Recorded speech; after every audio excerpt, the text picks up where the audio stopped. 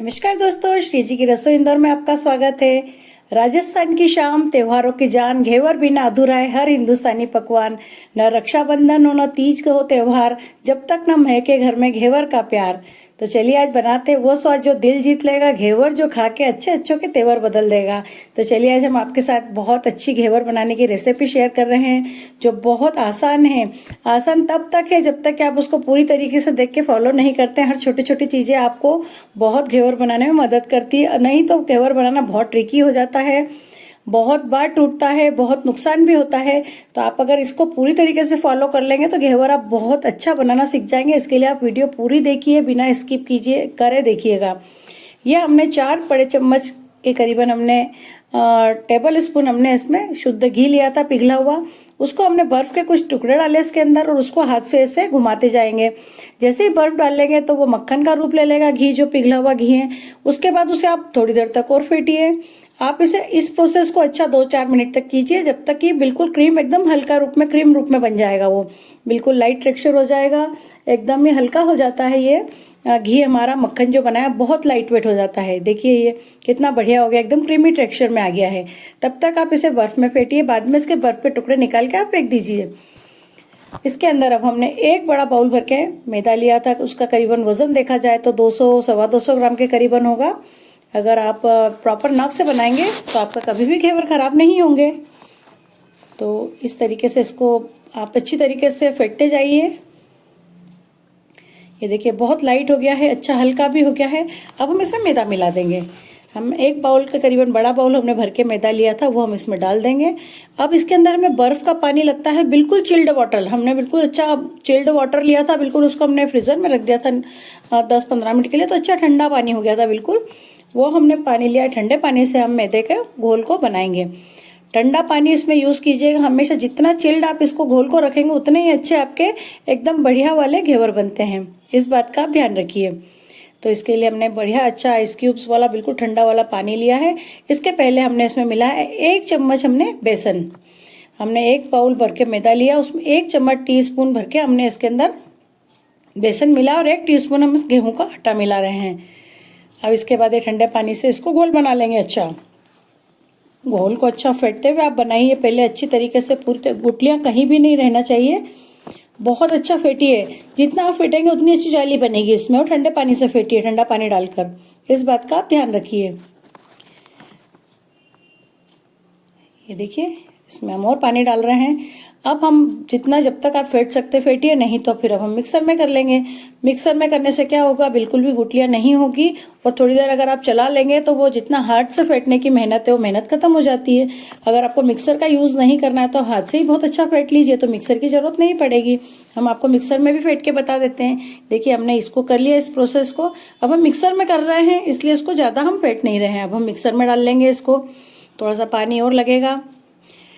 इसका आपको अंदाज ये रहना चाहिए कि अगर आपने 1 बाउल भर के मैदा लिया है तो आपको 1.5 बाउल पानी इसमें लगेगा, ये अंदाज रहता है इसका। उसके बाद थोड़ा सा अगर कम ज्यादा करना पड़े तो फिर कर लेना।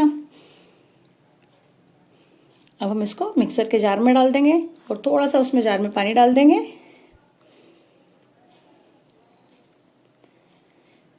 अच्छा चलाते हुए 1-2 बार का अच्छा आप घुमा लेंगे तो बिल्कुल भी इसमें जो भी छोटे छोटे जो भी लम्स होंगे वो सब लम्स निकल जाएंगे।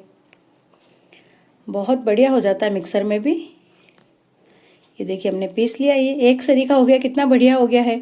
आप इसे हाथ से भी कर सकते हैं, थोड़ा समय लगेगा पर हो जाता है। दोस्तों जिन्होंने सब्सक्राइब नहीं किया वो सब्सक्राइब कर दीजिए, बेल आइकन का बटन दबा दीजिए ताकि नोटिफिकेशन आप तक मिलती रहे। एंड जाते जाते आप भूल जाते हैं, तो ये काम आप पहले कर दीजिए। ये देखिए इसका टेक्सचर देखिए, ये थोड़ा सा हल्का सा इसमें पानी और डलेगा और ये तैयार हो जाएगा। ये हमने जार में ही थोड़ा सा पानी डाल दिया था ताकि जार में जो लगा हुआ मैदा है वो भी इसमें आ जाएगा। बिल्कुल 2 टीस्पून ही और हमने इसमें बढ़ाया था, बाकी बिल्कुल परफेक्ट है जितना हमको पानी चाहिए। ये देखिए इस टाइप का बैटर होना चाहिए इसको घेवर बनाने के लिए।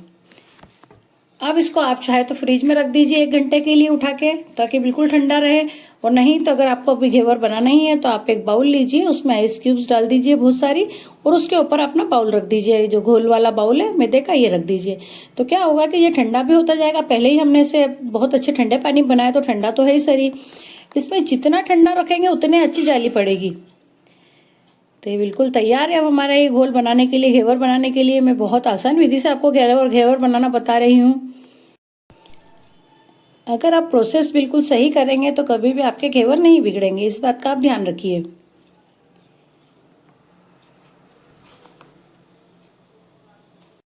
चलिए अब हमें इधर गैस पे हमने तेल को बहुत गर्म होने के लिए रख दिया था। फुल आंच पे हमने तेल को रखा था, फुल फ्लेम पर।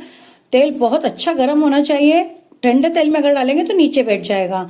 अब हमने घोल को लिया है और हमने कम से कम 1 फीट की ऊंचाई पे से इसे हमने एक एक ड्रॉप करके डालना चालू किया है। ये देखिए बिल्कुल आधा आधा चम्मच आप घोल लीजिए, एक साथ घोल पूरा चम्मच मत कर भर के मत डालिए, नहीं तो क्या होगा एक साथ डल जाएगा तो एक साथ डल्ले पड़ जाएंगे, उसके एकदम नीचे बैठ जाएगा।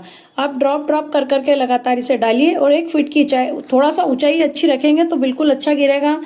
अब आप ये बात का ध्यान रखिए कि जैसे ही तेल ऊपर आए तो आपको हाथ रोक देना है, नहीं तो आपका जो भी तपेली में तेल है वो उड़ के निकल के बाहर गैस पे आ जाएगा। तो आप इन बातों का, छोटी छोटी बातों का अगर ध्यान रखेंगे तो बहुत अच्छा घेवर बनके तैयार हो जाएगा। और आपको कंटिन्यू कम से कम 4 से 5 बार आपको चम्मच में ले लेके, आधा आधा चम्मच ले लेके आपको डालना पड़ेगा। डालिए, एक कुछ सेकंड के लिए रुकिए, फिर दूसरी बार वापस डालिए, ऐसे कर करके आप डालते रहिए। जैसे ही तेल ऊपर आता है रुक जाइए, फिर तेल नीचे जाता है फिर से आप डालना चालू कर दीजिए। आई होप आपको समझ में आ रहा होगा मैं क्या बोल रही हूँ। तो आप इसी तरीके से आप चम्मच में लीजिए घोल को, आधा चम्मच ही भरिए और उसे डालना चालू कीजिए, उसको ड्रॉप ड्रॉप ड्रॉप डालिए। और जैसे ही तेल ऊपर आएगा आप उसको 1 मिनट के लिए, कुछ सेकंड के लिए रोक देंगे हाथ और फिर वापस से डालना चालू कर देंगे। ऐसे आप 4-5 चम्मच आप इसमें डालिए, जिससे पूरी तपेली भर जाएगी। अपने आप बीच में से थोड़ा सा गैप हो जाएगा, वो जो होल होगा वो अपने को हमको पकड़ के निकालने में ईजी हो जाएगा घेवर। और आँच को इस वक्त आप आँच बिल्कुल कम नहीं करेंगे, आँच को फुल ही रखेंगे। गैस की आँच जो है वो पूरे फुल रहेगी, फुल आँच पे ही आप इसे बनाएंगे। अगर आपने आँच कम कर दी तो क्या होगा कि वो कच्चा रह जाएगा, बीच में से कच्चा रह जाएगा। अब आप फुल आंच पे आप सोचेंगे कि पहला वाला जो डाला वो तो जलने लगेगा, नहीं, ऐसा नहीं होता। हम जो बहुत ज्यादा ठंडा बैटर डालते हैं तो क्या होता है कि जब हम डालते जाते हैं तो साइड साइड में जाके वो ठंडा आराम से होता है, तो एक साथ पूरा घेवर ही बनके तैयार होता है। ऐसा नहीं होता कि किनारे जल जाती है और बीच में कच्चा रह जाता है, ऐसा नहीं होता है। ये डालने के बाद आप हाथ रोक लीजिए और पूरे घेवर को अच्छी तरीके से तेज आंच पे ही पकने दीजिए। ये देखिए अच्छा गोल्डन सुनहरी हो गया है, बढ़िया हो जाता है। उसके बाद आप इसे धीरे से निकाल सकते हैं।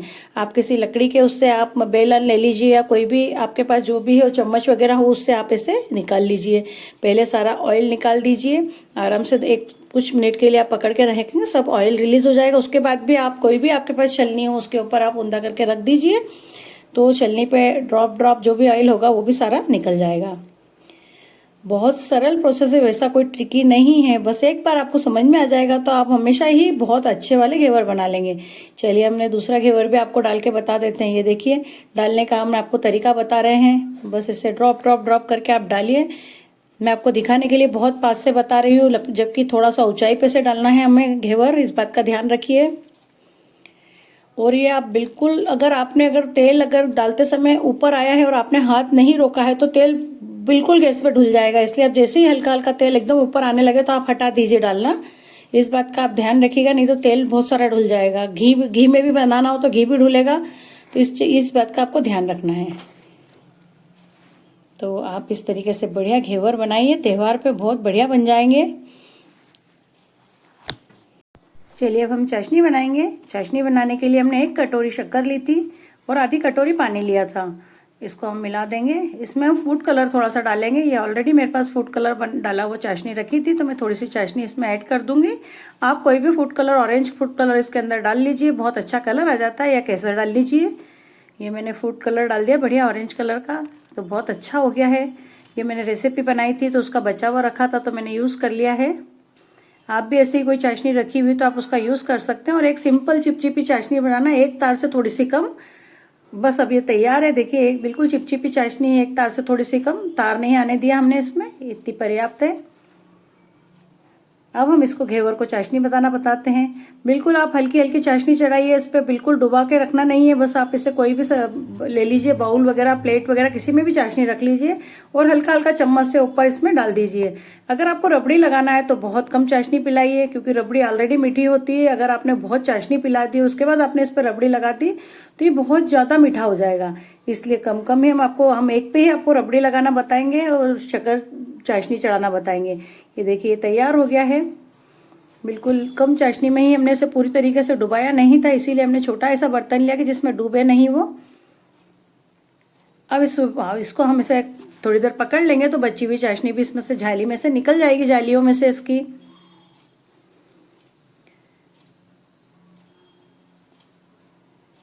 बिल्कुल नॉर्मल वाली चाशनी लीजिए आप। अगर एक तार की कड़क चाशनी लेंगे तो वो ठंडी होने पे और ज्यादा थिक हो जाती है, इसलिए इसको नॉर्मल चाशनी, बस चिपचिपी चाशनी बनाइए तो ठंडी होने पे वो बिल्कुल बहुत बढ़िया हो जाती है। बस अब हम इसको एक कोई भी जाली वगैरह हो, आपने बस चलनी वगैरह हो तो उसके ऊपर रख दीजिए, तो थोड़ी बहुत देर में और जो ड्रॉप से थोड़ा बहुत निकलना होगा वो चाशनी निकल जाएगी। अब आपको रबड़ी की रेसिपी मैंने बहुत बार, 2 बार 3 बार आपको बना के बता चुकी हूँ मैं रबड़ी की, कैसे रबड़ी हम इसके ऊपर लगाते हैं। देखिए हमने इतने सारे घेवर बना के रख लिए हैं।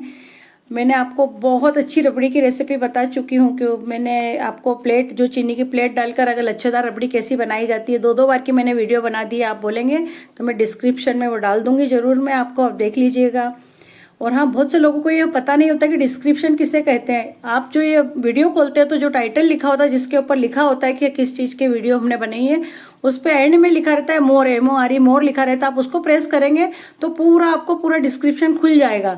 तो उसमें नीचे आपको मैं रबड़ी का डिस्क्रिप्शन दूंगी, एक लिंक डाल दूंगी। आप लिंक ओपन करेंगे तो रबड़ी बनाने का तरीका, बहुत ही यूनिक रबड़ी बनाने का तरीका मैंने डाल रखा है, बना रखी वीडियो, आपको जरूर देखिएगा। ये तो मेरे पास रबड़ी रखी हुई थी तो मैं उस पर आपको लगा के बता रही हूँ।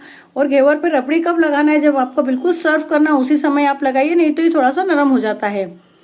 तो ये हम आपको एक पे रबड़ी, बाकी हम ऐसे ही रबड़ी नहीं लगाएंगे, ना चाशनी डालेंगे, उसको ऐसे ही रखेंगे। जब आपको यूज करना उस समय गर्म चाशनी कीजिए, अच्छा चाशनी लगा दीजिए और उसी समय आप रबड़ी लगा के सर्व कर दीजिए। तो मैं आपको डिस्क्रिप्शन में रबड़ी का लिंक डाल दूंगी। बहुत ही हमने एक यूनिक स्टाइल था वो चीनी की प्लेट डालकर रबड़ी बनाने का, जिससे बहुत लच्छेदार रबड़ी और बहुत जल्दी रबड़ी बनती है। तो आप जरूर देखिएगा, जिन्होंने नहीं देखी रबड़ी बनाने की रेसिपी, वो लिंक में जाके डिस्क्रिप्शन में जरूर देखिएगा। अब हम इसको ड्राई फ्रूट से जैसी इच्छा हो वैसा उसको डेकोरेट कर देंगे, या तो बारीक चूरा ड्राई फ्रूट का करके डाल दीजिए, या ऐसे ही टुकड़ों में डाल दीजिए। ये डेकोरेशन आपको करना है, किस तरीके से करना है। बहुत परफेक्ट घेवर की रेसिपी हमने आपको बताई है। इसके लिए आप हमें लाइक, कमेंट, शेयर जरूर करना। आपको वीडियो कैसी लगती है उसको कमेंट करके तो बता ही सकते हैं। कुछ मिनट का, कुछ सेकेंड का ही काम है कमेंट करना। बहुत समय तो नहीं लगता, जितने हमें बनाने में मेहनत लगती है आपको तो बहुत कम समय में ही हो जाता है, तो हमें पढ़ के बहुत खुशी होती है। और जिन्होंने सब्सक्राइब नहीं किया वो जरूर सब्सक्राइब कर दीजिए श्री जी की रसोई इंदौर को। ये देखिए कितना खूबसूरत लग रहा है बन के, एकदम परफेक्ट, त्योहारों के लिए बहुत अच्छा है। तो ये हमने इसी के लिए, देखिए बहुत अच्छी एक शायरी भी लिखी है कि त्योहारों पे जब भी हम बनाते हैं घेवर, खा के अच्छे अच्छों के बदल जाते हैं तेवर।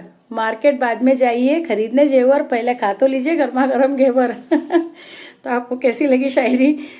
इसी तरीके अच्छी अच्छी रेसिपी के साथ हम आपके साथ फिर मिलेंगे। तब तक के लिए हैव अ नाइस डे। आपका दिन बहुत अच्छा हो, मंगल हो, शुभ हो।